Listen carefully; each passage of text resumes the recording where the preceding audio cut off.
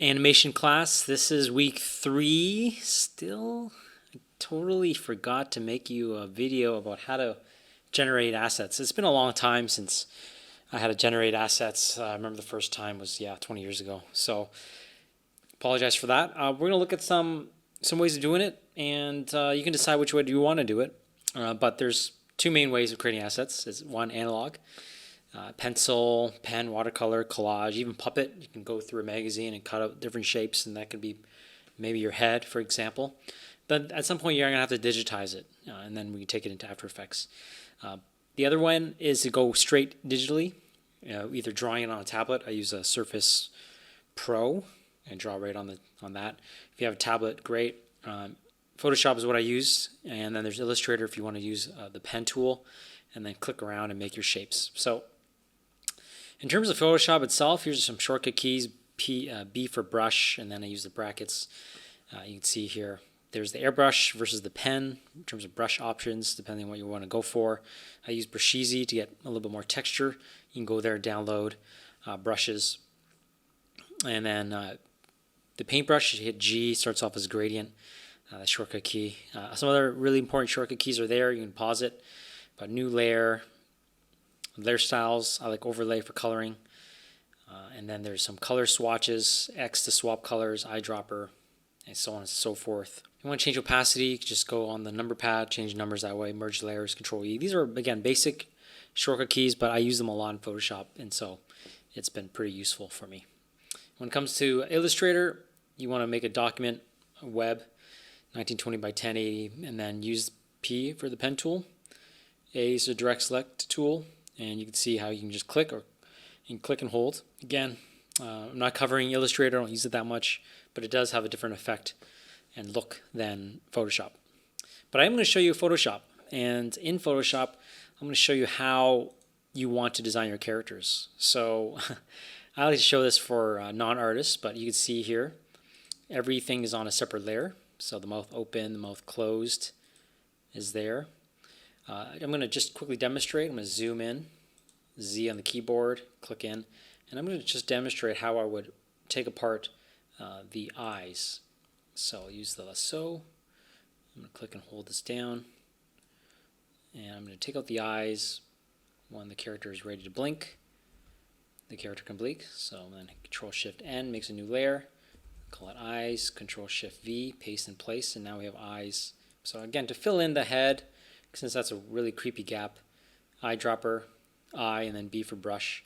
I use the brackets to zoom or scale it down. I'm just going to do a really loose, but at the same time I want to make sure the hardness is 100%, and I will just use my mouse to draw in space for eyes. Eyedropper on this side, since the color is a little bit different, and I'll just brush in something there. Again, just to demonstrate, so when the character wants to blink, the character can blink. So notice too, whatever's moving has to be on a separate layer. So think of it as a puppet. And so the torso can move. So, the rotation is going to be a little off, but it can rotate around there. The legs are attached to each other, so that's a problem. The hand, there's the elbow, there's no attachment there. So they would rotate in kind of a weird way, like that. So it's a little weird.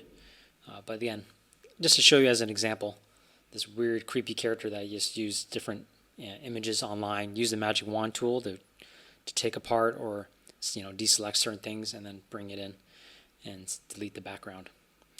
I'm going to show you how I did it on a tablet. And so this is a tablet. I got my right arm here.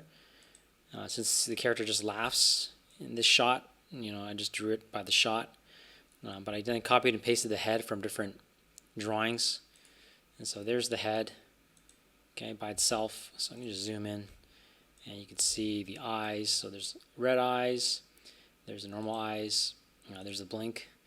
The eyebrows, I think, are on a separate layer. There you go. There's the mouth. There's different laughs for the mouth, so I put that on a separate layer. And then when the mouth is hurt, or when the character's hurt. But this is essentially the head.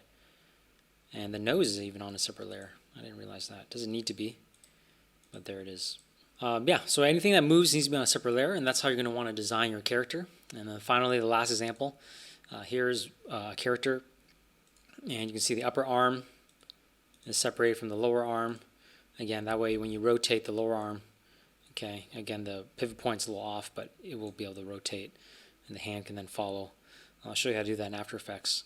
But you do want to design your character, not that it's entirely flat, but that way if there is any overlapping movement on the character, you know, there's not some just empty hole for the character like you just saw with the character's eyes here.